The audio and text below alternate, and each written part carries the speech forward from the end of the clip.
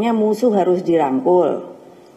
Lah kalau Pak Bowo dianggap musuh, ya saya suruh dia pulang deh sana. Dulu yang saya ambil, beliau keleleran.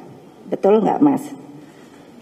Saya marah sebagai presiden. Hah? Di media sosial Ibu Mega pidato gitu ya, bahwa waktu itu Bu Mega yang mencoba mengembalikan Pak Prabowo dari Jordania. Katanya eksil, saya marah kepada Panglima, saya marah kepada Menteri Luar Negeri. Kenapa ini anak terbaik bangsa dibiarkan keleleran, quote unquote, di luar negeri.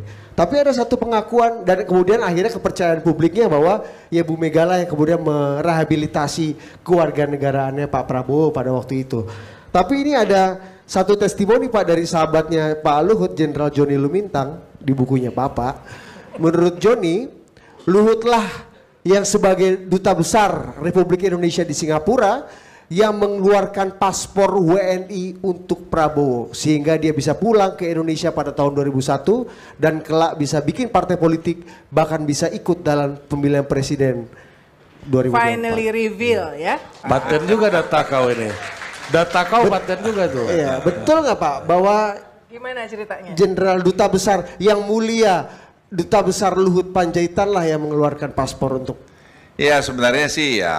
Gimana kasih cerita Pak? Ya setelah Prabowo pergi ke Jordania, kami kan enggak ada kontak waktu itu.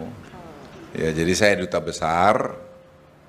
Ya satu siang sekretaris saya namanya Emily itu orang Singapura. Dia bilang, Ambassador, kamu ada tamu orang penting dari Jakarta gitu, Jenderal. Saya bilang siapa? Kok saya nggak ada janjian gitu. Dia bilang ada. Ini dia di mana di bawah sekarang? Gitu. Saya turun ke bawah. Saya lihat Pak Prabowo di situ. Ya, dah. Dia bilang, apa kabar Bu? Dari mana gitu?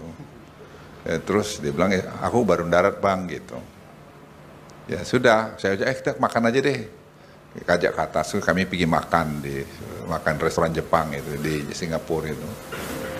Ya kita ngobrol lah gitu, ngobrol, ya beliau cerita, ini pesan makan, dia bilang, Bang ini saya